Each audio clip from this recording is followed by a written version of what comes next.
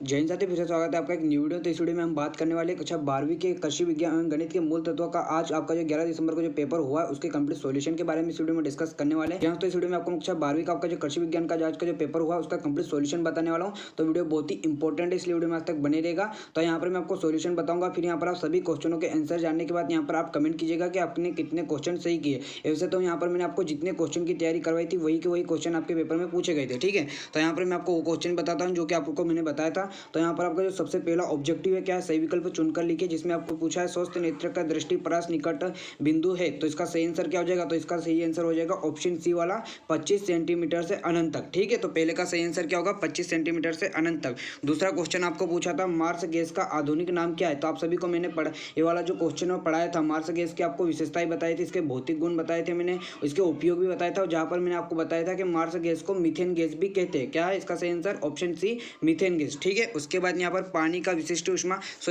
विशिष्ट ऊष्मा होती है। तो आप सभी को पता है पानी की विशिष्ट ऊष्मा कितनी होती है, तो इसका सही आंसर हो जाएगा 1, ठीक है। और मीथेन की रचना होती है, तो ये वाला क्वेश्चन भी आपको मैंने पढ़ाया था। इस क्वेश्चन का आंसर आप लोग कमेंट करोगे तो फटाफट कमेंट कर दीजिए कि मीथेन की रचना होती है, ठीक है। उसके बाद यहाँ पर आपको पांचवा ऑब्जेक्टिव क्या पूछा है, तेल व वसा का मिश्रण होता है। तो इसका सही आंसर क्या हो जाएगा, इसका सही आंसर हो जाएगा एस्ट्रोम, ठीक है, नोट कर लो। उसके बाद छठवा क्या, विटामिन ए की कमी से होने वाला रोग कौन सा होता है, मतलब विटामिन ए की कमी से रोग होता है। तो इसका सही आंसर क्या हो जाएगा, तो इसका आंसर हो जाएगा ऑप्शन ए रतौंधी, ठीक है। उसके बाद यहाँ पर आपको दूसरा क्वेश्चन क्या पूछा है, रेगिस्तान की पूर्ति कीजिए। तो यहाँ पर पहला यूरिया का अणुसूत्र खालिस्तान है। तो सही आंसर क्या हो जाएगा, यहाँ पर नोट करो। इसका सही आंसर आप सभी को मैंने बताया था NH2, ठीक है, NH2CONH2, ठीक है, नोट कर लो। ये यूरिया का अणुसूत्र है, रासायनिक सूत्र है, ठीक है। उसके बाद यहाँ पर मिल्क सकरा खालिस्तान को कहते हैं। तो इसका सही आंसर क्या हो जाएगा, लेक्टोस। क्या कहते हैं, मिल्क सकरा को क्या, मिल्क सकरा खालिस्तान को कहते हैं। तो इसका आंसर हो जाएगा लेक्टोस, नोट कर लो, क्या हो जाएगा, लेक्टोस, ठीक है। उसके बाद यहाँ पर दूसरा, विचलन कोण का मान खालिस्तान रंग के लिए सर्वाधिक होता है।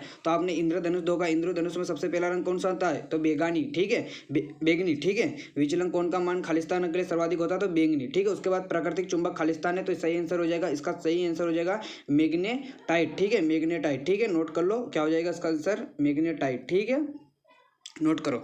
उसके बाद यहाँ पर क्या पूछा, गेहूं खालिस्तान कुल का पौधा। तो कौन से कुल का पौधा है, ग्रेमनी, कौन सा है, याद रखिए, ग्रेमनी। उसके बाद क्या पूछा है, प्रकाश संश्लेषण क्रिया में खालिस्तान गैस उत्पन्न होती है। तो इसका आंसर हो जाएगा O2, ठीक है। उसके बाद यहाँ पर सही क्या है, तीसरा प्रश्न है, सही जोड़ी का मिलान कीजिए। तो यहाँ पर पहला क्वेश्चन आपको पूछा है, निकट दृष्टि दोष खालिस्तान, मतलब निकट दृष्टि दोष के निवारण में कौन से लेंस का उपयोग किया जाता है। तो यहाँ पर बच्चे कंफ्यूज मत होएगा, निकट दृष्टि दोष में किया जाता है अवतल लेंस। जिस बच्चे ने पेपर मुझे सेंड किया उसने गलत कर दिया, ठीक है। उसके बाद दूरदृष्टि दोष में क्या हो जाएगा, उत्तल लेंस, ठीक है। आप सभी को ये मैंने पढ़ाया था, जब 2 अंक वाले क्वेश्चन पढ़ा रहा था तो उसमें ये वाला क्वेश्चन समझाया था। प्रतिचुंबकीय पदार्थ क्या होता है, चांदी।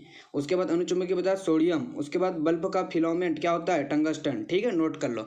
उसके बाद यहाँ पर नेक्स्ट क्वेश्चन क्या है, निम्नलिखित के उत्तर एक शब्द या वाक्य में लिखिए, मतलब एक वाक्य या शब्द में आपको आंसर बताना। तो पहला, तंबाकू पौधा किस कुल का पौधा होता है। तो इसका आंसर आप यहाँ पर आप कमेंट कीजिएगा, ठीक है। दूसरा, इत्र के, ये दोनों क्वेश्चन का जिन बच्चों को आंसर पता है वो कमेंट कर सकते हैं, मैं उनका ये कमेंट पिन कर दूंगा, ठीक है। उसके बाद क्या पूछा है, प्रोटीन की कमी से होने वाले रोग का नाम लिखिए। तो इसका सही आंसर क्या हो जाएगा, यहाँ पर नोट करो। क्या हो जाएगा आंसर, कोवासी ओरकर, ठीक है, कोवासी ओरकर, ठीक है, नोट करो। उसके बाद यहाँ पर क्या पूछा है, एथिल एल्कोहल का अणुसूत्र। तो सबको पता है एथिल एल्कोहल का अणुसूत्र है CH2H5OH, ठीक है, ठीक है। उसके बाद एथेनॉल का ही वो। उसके बाद क्या है, तापमापी में किस धातु का उपयोग किया जाता है, सभी को पता है, पारा, ठीक है, नोट कर लेना। तो यहाँ पर आपको मैंने 4 तक बता दिए। अब पांचवा क्या, सत्य लिखिए। तो पहला क्या पूछा है, बर्फ की गुप्त ऊष्मा का मान 80 कैलोरी पर ग्राम होता है। तो ये कैसा, सत्य है, ठीक है। उसके बाद गैंगनाक वोटोमीटर द्वारा वाष्पोत्सर्जन की दर की मापी जाती है, सत्य।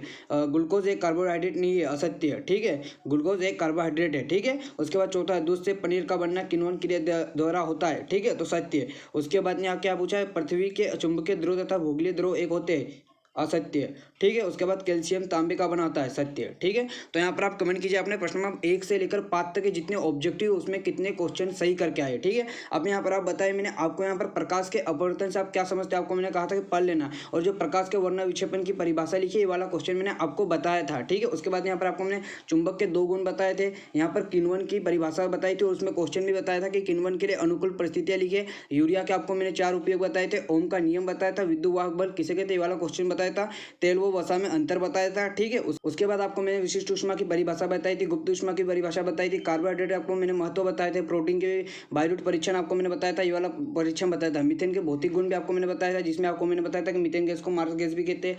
ठीक है, उसके बाद यहाँ पर आपको चुंबकीय बल रेखाओं की विशेषताएं बताई थी, विद्युत वाहक बल विभवांतर में अंतर बताया था, सजातीय कार्बनिक यौगिकों की विशेषताएं बताई थी, सोलेनेसी कुल के 3 पौधों सामान्य और वानस्पतिक, यहाँ पर इसका जो ग्रिमनी कुल का जो महत्व बताया था, साबुन और पारजंग में अंतर भी बता दिए थे, मौसम और जलवायु अंतर में बताया। मैंने कहा था कि जो 19वां क्वेश्चन है आपको मौसम और जलवायु में अंतर पूछेगा। अगर आप 4 और 5 अंक वाली वीडियो देखी तो उसमें जो सबसे पहला जो क्वेश्चन है वो मैंने आपको यही बताया था। ठीक है, उसके बाद यहाँ पर ऑक्सीशोषण और अनऑक्सीशोषण में अंतर भी मैंने आपको कहा था कि 20वां क्वेश्चन यही पूछेगा। ठीक है, तो यहाँ पर आप सभी को मैंने जितने क्वेश्चन बताए थे वो सभी के सभी क्वेश्चन आपके पेपर में पूछे गए थे। अगर आपने हमारे चैनल के माध्यम से तैयारी की होगी तो आपका जो आज का जो पेपर उसमें आपने तबाही मचा दी होगी। ठीक है, तो आपका जो नेक्स्ट पेपर है फसल उत्पादन का जो पेपर, उसके लिए वीडियो बहुत जल्द आने वाली है। तो वीडियो आपको कब तक चाहिए यहाँ पर आप फटाफट कमेंट कीजिएगा। और अगर आप चैनल पर पहली बार विजिट कर रहे हो, अगर अभी तक आपने चैनल को सब्सक्राइब नहीं किया तो चैनल को सब्सक्राइब कर लो, बेल आइकन ऑल पर प्रेस कर लीजिए। ठीक है, वीडियो को लाइक नहीं तो वीडियो को लाइक करो, अपने दोस्तों वीडियो को शेयर भी कर दीजिए। ठीक है, तो अभी कितना ही फसल उत्पादन की वीडियो मिलते वीडियो में। जय हिंद।